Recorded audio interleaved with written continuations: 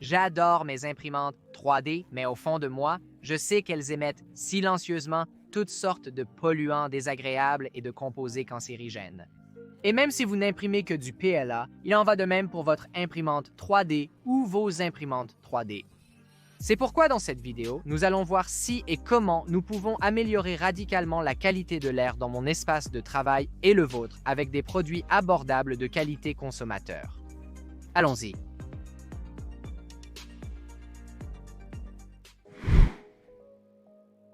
Alors, je ne sais pas si c'était les 2 infections sinusales sévères que j'ai contractées depuis que j'ai emménagé dans ce studio, la lecture d'un livre sur l'histoire de certaines cellules cancéreuses particulièrement méchantes, ou simplement le fait de voir combien de précautions les fabricants de ces imprimantes 3D prennent réellement dans leurs propres espaces de travail, mais j'ai beaucoup réfléchi à la qualité de l'air dernièrement. Et bien qu'il semble y avoir une attitude générale de balayer les préoccupations concernant la qualité de l'air, surtout pour les personnes qui n'impriment pas beaucoup en ABS, une vidéo récente de mon ami et collègue YouTuber Lost in Tech a vraiment retenu mon attention. Dans celle-ci, il a construit une sorte d'appareil de journalisation de la qualité de l'air de fortune qui a ensuite montré à quel point les émissions de composés organiques volatiles ou composés organiques volatiles sont dramatiques pour des choses comme l'ABS, qui devient de plus en plus populaire avec la popularité croissante des imprimantes fermées. Et bien sûr, cela ne prend même pas en compte les PM 2.5 ou les particules microscopiques émises par d'autres activités telles que le ponçage de vos impressions,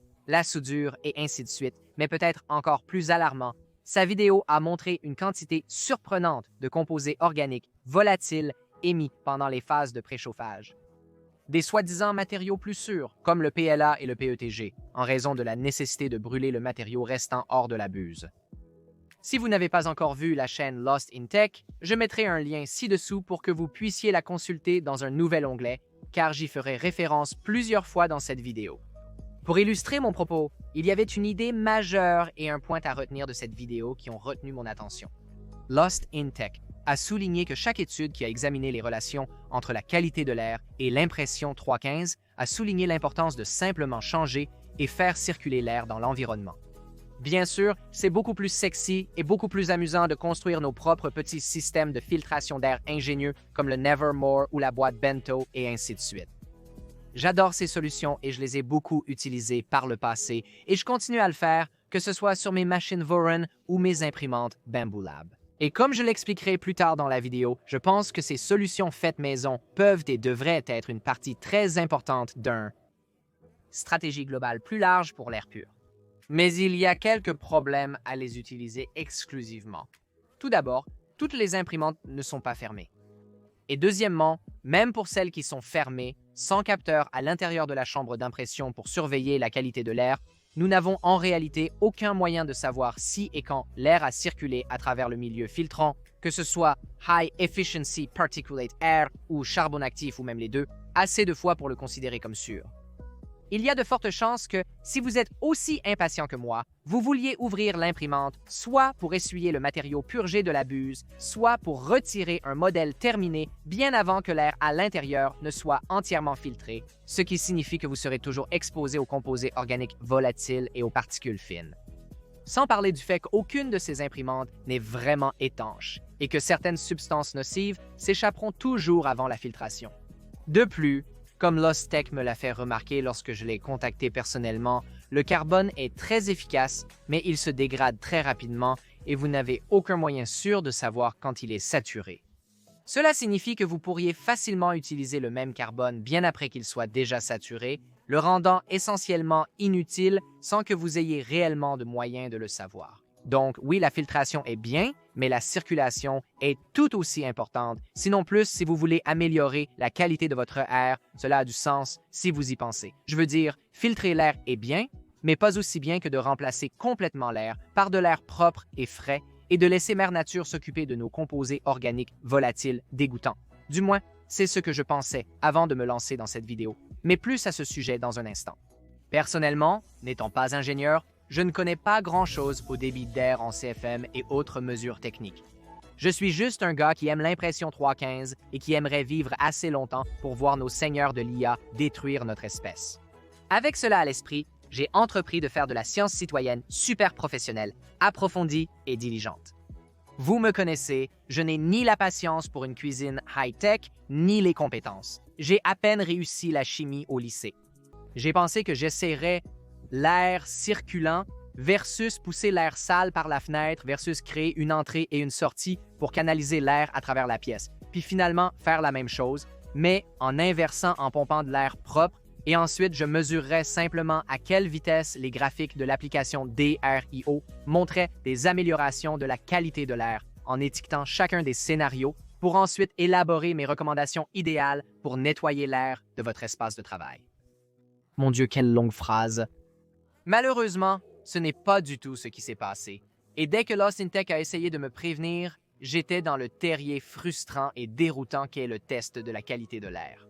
Cela dit, bien que je n'ai pas pu sortir avec une prescription claire et facile à suivre pour améliorer la qualité de l'air, mon manque de succès a fait ressortir beaucoup d'apprentissages et de conclusions surprenants. Et je pense que ceux-ci valent vraiment la peine d'être partagés. Voici ce que j'ai découvert. Premièrement, l'impression ABS et ASA est probablement le moindre de vos soucis. C'était la première et certainement la plus grande surprise de ce projet entier. En débutant ce projet, j'ai supposé, comme beaucoup le pensent, sur Reddit et Facebook, que l'ABS et l'ASA sont les plus grandes menaces pour la qualité de l'air dans un espace d'impression 315. Par conséquent, on peut logiquement supposer que si vous n'imprimez pas ces matériaux, vous n'avez rien à craindre, n'est-ce pas? Mais écoutez bien. Si vous ne retenez qu'une chose de cette vidéo, ce devrait être ceci. La qualité de l'air dans votre espace de création n'est pas votre problème le plus urgent. Durant mes tests, j'ai eu du mal à distinguer une différence dans la qualité de l'air, que ce soit pour les PM2,5 ou les composés organiques volatiles en imprimant de l'ABS sur toutes mes imprimantes.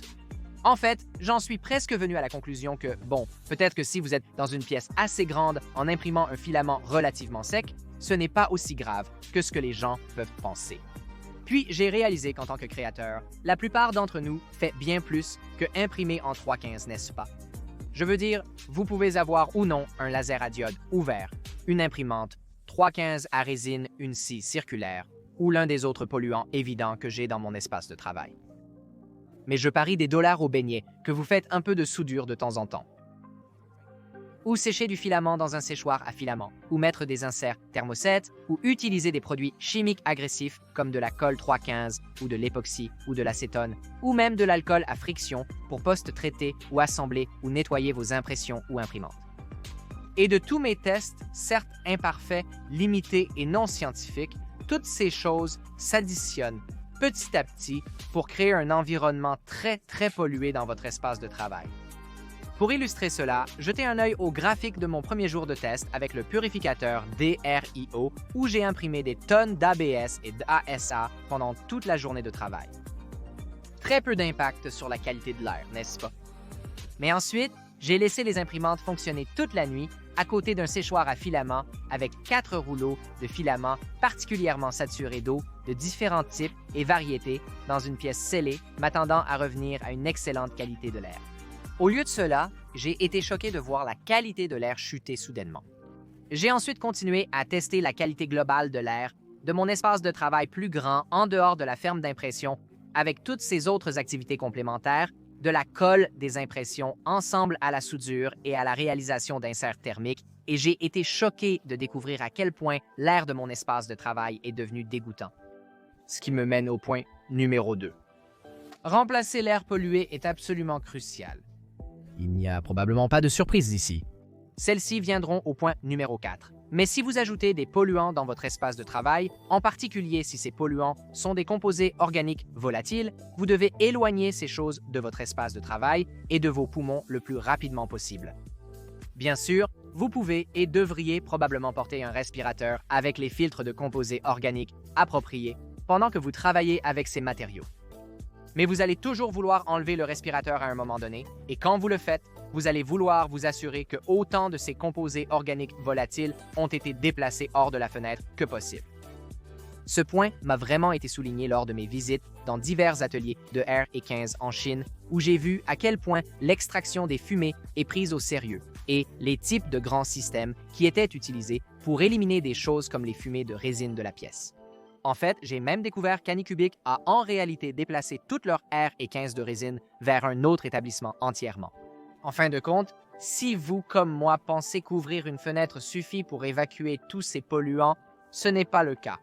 Vous devez créer beaucoup de circulation d'air, idéalement en déplaçant l'air, dans des motifs aléatoires, comme peuvent le faire pour vous les ventilateurs de circulation d'air de trio, puis en le poussant hors de la fenêtre avec une autre entrée, comme une porte de l'autre côté de l'espace, afin que l'air puisse entrer librement.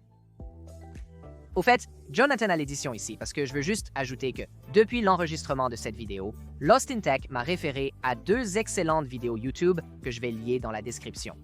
Ces vidéos prouvent de manière beaucoup plus scientifique que je ne l'ai fait ici, que premièrement, placer le ventilateur plus loin de la fenêtre est en fait beaucoup mieux pour le flux d'air, ce qui explique probablement pourquoi je n'ai pas obtenu les résultats que j'attendais lors de mes tests. Et deuxièmement, que ces ventilateurs DRIO fournissent beaucoup plus de flux d'air que des ventilateurs beaucoup plus grands ou même spécialement conçus. Cela dit, nous devons arriver au point numéro 3, qui est que le nettoyage des saletés accumulées prend beaucoup de temps. Dans ma naïveté, je pensais que je n'avais qu'à placer l'un de ces ventilateurs près d'une fenêtre, augmenter la vitesse, osciller un peu, ouvrir une porte et en 30 minutes, la qualité de l'air serait de nouveau excellente. En fait, comme je l'ai dit, j'ai basé toute ma stratégie vidéo sur la comparaison et le contraste de la vitesse de chaque position du ventilateur, de la porte, de la fenêtre, etc. pour voir quelle méthode était la plus rapide. J'avais complètement tort. Invariablement, que ce soit à cause de l'impression ABS, du séchage du filament, de l'utilisation de la scie circulaire ou du soudage, j'ai rapidement réalisé que si je laissais les polluants s'accumuler dans la pièce, cela prenait beaucoup de temps, comme une nuit dans la plupart des cas, pour ramener cette qualité de l'air à la normale. Maintenant, cela était vrai quelle que soit la stratégie que j'employais, que ce soit en dirigeant le ventilateur vers l'intérieur, vers l'extérieur, en oscillation, statique, ou même simplement en essayant de sceller la pièce puis de filtrer l'air à l'intérieur en utilisant la fonction automatique du purificateur d'air. J'ai constaté à plusieurs reprises qu'une fois que vous avez laissé la pollution de l'air s'accumuler, il faut beaucoup de temps pour nettoyer correctement cet air. Maintenant, je ne peux que supposer que cela a à voir avec les motifs aléatoires de flux d'air. Par exemple, l'air pollué peut rester coincé dans les coins de la pièce, ou peut-être qu'il faut plusieurs passages de l'air à travers le filtre pour être complètement nettoyé. Vous pouvez maintenant tirer des conclusions différentes des miennes, alors discutons-en dans les commentaires ci-dessous, car comme je l'ai dit, je ne suis ni un scientifique ni un expert. Mais personnellement, j'ai retenu 2 leçons majeures de ce point. La première est que je devrais faire tout ce que je peux pour empêcher la pollution de l'air de se concentrer dans la pièce en premier lieu, par exemple, ou en utilisant un filtre à air comme le Nevermore ou la boîte Bento ou simplement un purificateur d'air approprié, tout en faisant des choses comme le soudage ou le collage. Et encore une fois, un ventilateur puissant aide vraiment à faire circuler l'air dans la pièce et par la fenêtre chaque fois que je fais quelque chose qui pourrait polluer significativement l'air.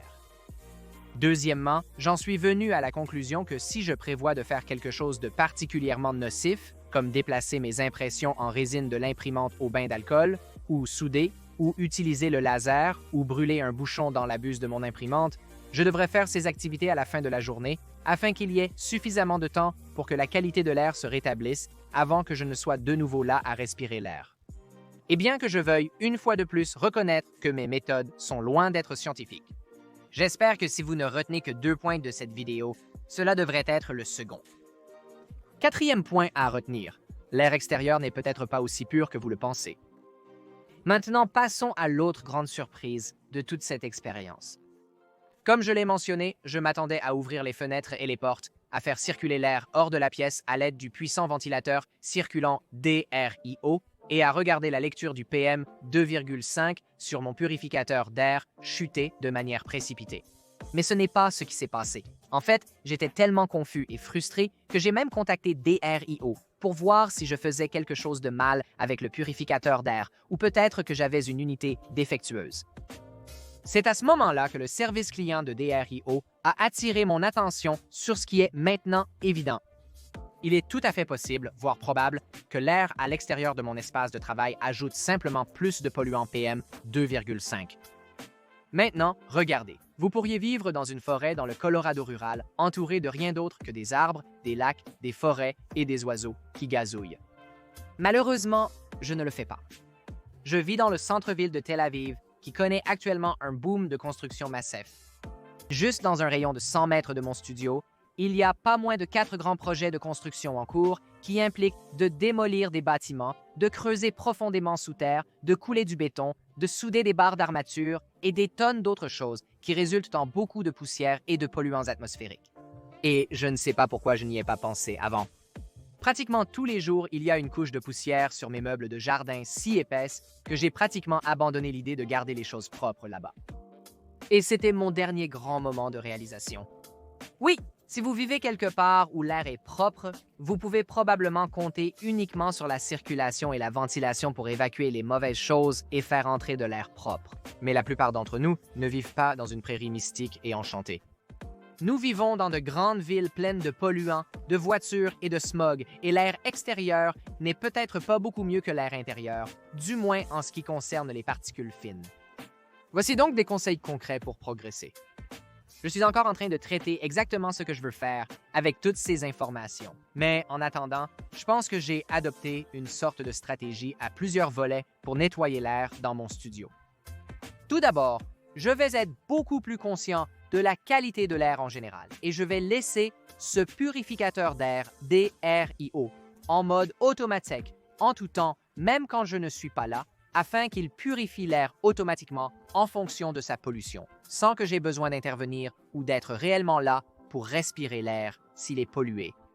Ainsi, d'un simple coup d'œil, que ce soit en regardant la machine elle-même ou en la consultant sur l'application smartphone le matin avant de prévoir d'aller au bureau et de commencer à respirer cet air, je peux voir exactement quelle qualité d'air m'attend. Mais au-delà de cela, je pense que ma principale stratégie à l'avenir sera celle de ventiler, puis de purifier. En d'autres termes, plutôt que de fermer toutes les portes et fenêtres pour garder l'air chaud et humide à l'extérieur et protéger mon filament, je prévois d'ouvrir beaucoup plus et d'utiliser constamment le puissant ventilateur de circulation d'air de DRIO pour évacuer l'air pollué et le remplacer par une autre fenêtre ouverte de l'autre côté du studio avec de l'air moins pollué, du moins moins pollué par les composés organiques volatiles provenant de l'extérieur.